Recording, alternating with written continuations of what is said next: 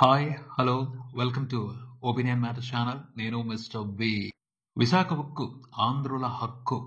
ఈ నినాదంలో ఉద్వేగం ఉంది, బలమైన భావోద్వేగం ఉంది. ఆ ఎమోషన్ స్థిరంగా ఉంది కాబట్టే స్థిరత్వాన్ని తెచ్చుకుంది. చేయి దాటిపోయింది అన్న పరిస్థితి నుండి పటిష్టత వైపు నడవటానికి అవకాశం తెచ్చుకుంది. ప్రభుత్వ రంగ సంస్థ అయిన విశాఖ ఉక్కు కర్మాగారాన్ని ప్రైవేటీకరించాలని కేంద్ర ప్రభుత్వం ప్రతిపాదన తీసుకొచ్చింది. ఎందుకంటే ఆ సంస్థ నష్టాల్లో ఉంది. ఆ నష్టాల్ని తీర్చేయటానికి సరైన ప్రణాళిక కనిపించడం లేదు. ఇదే రీజన్ చెప్తా అమ్మేద్దాం, అమ్మేసేస్తున్నాం అన్నట్టుగానే మాట్లాడారు. అసలు ఇంతకీ ఏం నష్టం వచ్చింది కంపెనీకి?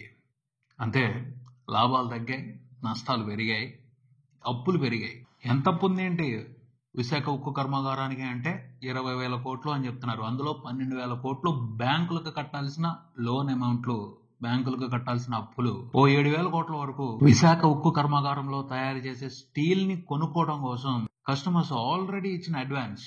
విశాఖ ఉక్కు కర్మాగారం దగ్గర ఆల్రెడీ 7,000 కోట్ల అడ్వాన్సులు ఉన్నాయి. బ్యాంకుల నుంచి ఇంకా అప్పు వస్తే వాళ్ళు ప్రొడక్ట్ తయారు చేసి ఇవ్వాల్సిన వాళ్ళకి ఇచ్చేస్తే కొంతవరకు సమస్య సాల్వ్ అవుద్ది. కానీ బ్యాంకులు అప్పు ఇవ్వటం లేదు. ఇప్పటికే 12,000 కోట్లు అయిపోయాయి, ఇంకెవ్వలేమో అని చేతులు ఎత్తేసాయి. ప్రాబ్లం ఏమిటి అంటే బ్యాంకులు అప్పిస్తే గానీ మూడి సరుకు కొనడానికి అవకాశం లేదు. ఇలా ఓ సందిగ్ధ పరిస్థితిలో ఇరుక్కుపోయింది విశాఖ ఉక్కు కర్మాగారం. దీని మూలంగా కార్మికులకి చెల్లించాల్సిన బకాయిలు కూడా 100 కోట్లు ఉన్నాయి.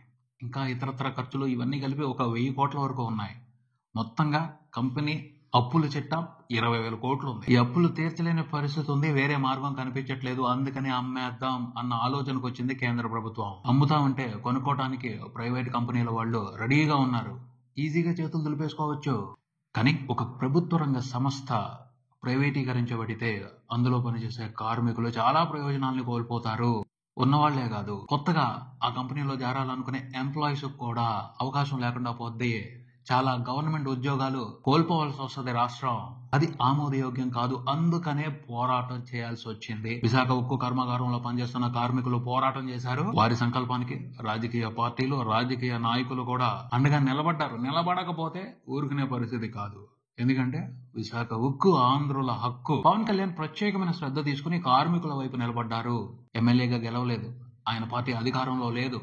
అయినప్పటికీ కార్మికుల వైపు నిలబడ్డారు. ఢిల్లీకి వెళ్లారు, బీజేపీతో మాట్లాడారు, అమిత్ షాని కలిశారు, ఇంకా చాలా కార్యక్రమాలు చేశారు. తన పరిధిలో చేయాల్సిన పనులన్నీ చేసి విశాఖ ఉక్కుతో తెలుగు వాళ్ళకి ఎలాంటి భావోద్వేగం ఉందో కేంద్ర ప్రభుత్వానికి అర్థమయ్యేట్టు చేశారు. వైఎస్ఆర్సీపీ ప్రభుత్వం కూడా ఈ విషయానికి సంబంధించి అసెంబ్లీలో తీర్మానం చేసి ఆ తర్వాత అంటిముట్టినట్టు ఉంది. పార్లమెంట్ లో ఈ విషయం గురించి గట్టిగా కేంద్రాన్ని నిలదీయలేదు కూడాను. చంద్రబాబు నాయుడు బలంగా మాట్లాడారు. ప్రైవేటీకరణ వద్దు అన్న విషయానికి సంబంధించి సందర్భం వచ్చిన ప్రతిసారి ఖండించారు.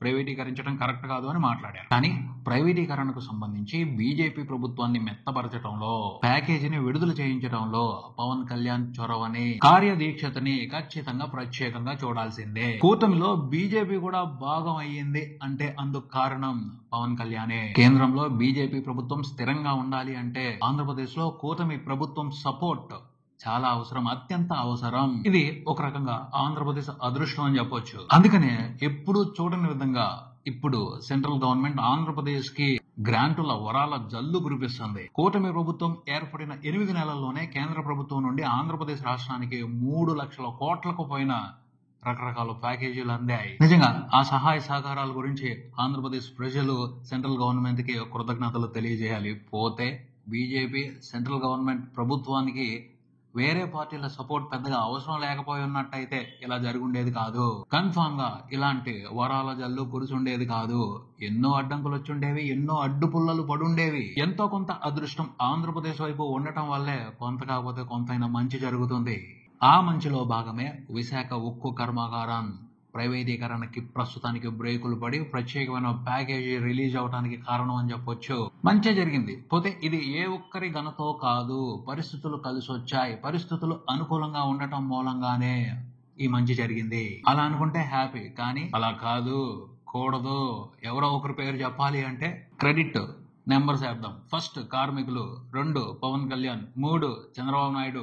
వామపక్షాలు కూడా ఈ విషయానికి సంబంధించి పోరాడాయి, చాలా ప్రజా సంఘాలు కూడా పోరాడాయి, వాళ్ళకు కూడా క్రెడిట్ ఇవ్వాలి. అలా అందరికీ ఇచ్చుకుంటా వచ్చి చివరిలో వైసీపీ ప్రభుత్వానికి కూడా ఇవ్వాలి. ఎందుకంటే అసెంబ్లీలో విశాఖ ఉక్కు కర్మాగారం ప్రైవేటీకరణని వ్యతిరేకించినందుకు, అలాగే 2024 ఎన్నికల్లో ఓడిపోయినందుకు. అదే గనక 2024 ఎన్నికల్లో వైసీపీ గనక గెలుస్తుంటే ఈ ప్యాకేజీ వచ్చి ఉండేదో లేదో అనుమానమే. ఓకే, ఎలాగైతేనేమి మంచి జరిగింది. పవన్ కళ్యాణ్ బీజేపీ పార్టీతో దృఢమైన సంబంధంతో ఉన్నారు. రాష్ట్రానికి మంచి జరగడం అనే మ్యాటర్ కు సంబంధించి పవన్ కళ్యాణ్ రాజకీయ చతురతని ఖచ్చితంగా దృష్టిలో పెట్టుకోవాల్సిందే.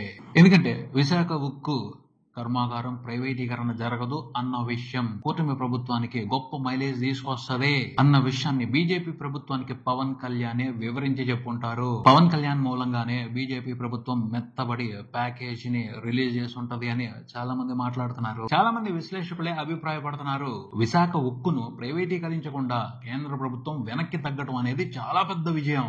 ఎందుకంటే అసలు విశాఖ ఉక్కు కర్మాగారం నష్టాల్లోకి ఎలా వెళ్ళింది పరిశీలిస్తే అలసత్వం, నిర్లక్ష్యమే ప్రధానమైన కారణాలుగా కనబడుతున్నాయి. ఇప్పటికీ కొంతమంది మేధావులు చెప్తున్నారు, కేంద్ర ప్రభుత్వం చిత్తశుద్ధితో వ్యవహరించి ఉన్నట్టయితే, రాష్ట్ర ప్రభుత్వం కూడా చిత్తశుద్ధితో ఉన్నట్టయితే విశాఖ ఉక్కు కర్మాగారం నష్టాల్లోకి వెళ్లే పరిస్థితి ఉండేది కాదు. ఇప్పుడు కూడా కేంద్రం తలుచుకుంటే పైసా ఖర్చు లేకుండా విశాఖ ఉక్కు కర్మాగారం కష్టాలన్నీ తీర్చేసి ఆ కర్మాగారాన్ని లాభాల బాట పట్టించవచ్చు. అందుకోసం మేధావులు 3 విషయాల్ని ప్రతిపాదిస్తున్నారు.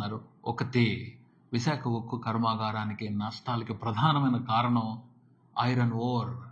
ఐరన్ ఓర్ ని టన్ను 6,000 పెట్టుకుంటుంది విశాఖ ఉక్కు కర్మాగారం. అదే టన్నుని, అదే క్వాలిటీతో ఉన్న ఇనుప ఖనిజాన్ని ప్రైవేట్ కంపెనీలు అయితే 600 కొంటున్నాయి.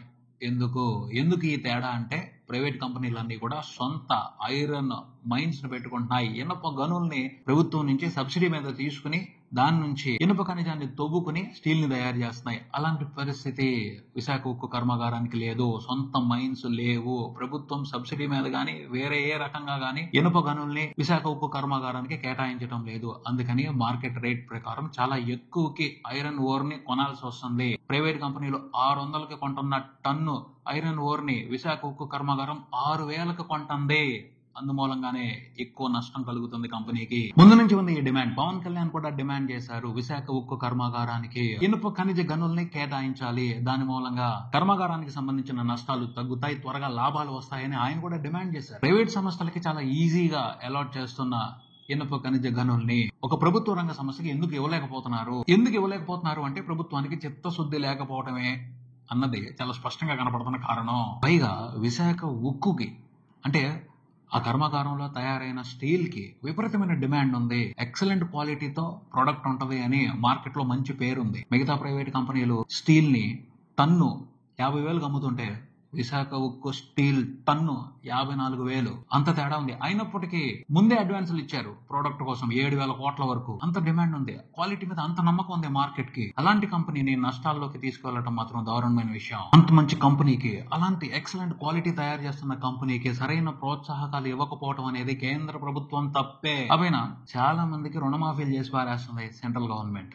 ఉక్కు కర్మాగారం ప్రభుత్వ రంగ సంస్థ, దానికున్న 12,000 కోట్లని బ్యాంకుల అప్పుల్ని ఎందుకు మాఫీ చేయలేదు? మాఫీ చేసేస్తే సమస్యలు తీరిపోతాయి కదా, మళ్ళీ కొత్తగా స్టార్ట్ అవుద్ది కదా కంపెనీ. లాభాలు వచ్చిన తర్వాత కావాలనుకుంటే అప్పుడు అందులో నుంచి అప్పులు కట్టుకోవచ్చు కదా. సరైన నిర్ణయం తీసుకోవట్లేదు అన్న అపవాదులు కూడా ఉన్నాయి విశాఖ ఉక్కు ప్రైవేటీకరణకు సంబంధించి. అలాగే ఇంకొక బెస్ట్ ఆప్షన్ చెప్తున్నారు, స్టీల్ అథారిటీ ఇండియా లిమిటెడ్. అందులో విశాఖ ఉక్కు కర్మాగారాన్ని విలీనం చేసేస్తే కంప్లీట్ గా ప్రాబ్లమ్స్ అన్ని సాల్వ్. సేల్ దగ్గర కావలసినంత ఇనుప ఖనిజం ఉంది, ముడి ఇనుప ఖనిజం ఉంది, దాంతో గొప్పగా ప్రొడక్షన్ చేయొచ్చు, మంచి క్వాలిటీతో స్టీల్ ని బయటికి తీసుకురావచ్చు విశాఖ ఉక్కు కర్మాగారం నుండి. దాని మూలంగా కూడా ఆ సమస్య సాల్వ్ అవుతుంది. ఇలా కొన్ని రకాలైన ఆప్షన్స్ ఉన్నాయి సమస్యల నుంచి బయటపడేయడానికి విశాఖ ఉక్కు కర్మాగారాన్ని. కానీ చిత్తశుద్ధితో వ్యవహరించడం లేదు, అందుమూలంగానే కంపెనీ నష్టాల్లో ఉంది. వీటన్నిటిని చూస్తుంటే కావాలనే కంపెనీని బలహీనపరుస్తున్నారు, ప్రైవేట్ పరం చేయడం కోసమే ఈ రకమైన పరిస్థితులు సృష్టిస్తున్నారు అని మేధావులు మాట్లాడుతున్నారు. పరిస్థితి ఇలా ఉన్నప్పుడు కేంద్ర ప్రభుత్వం ప్రకటించిన 11,500 కోట్ల ప్యాకేజ్ కొంతవరకు మాత్రమే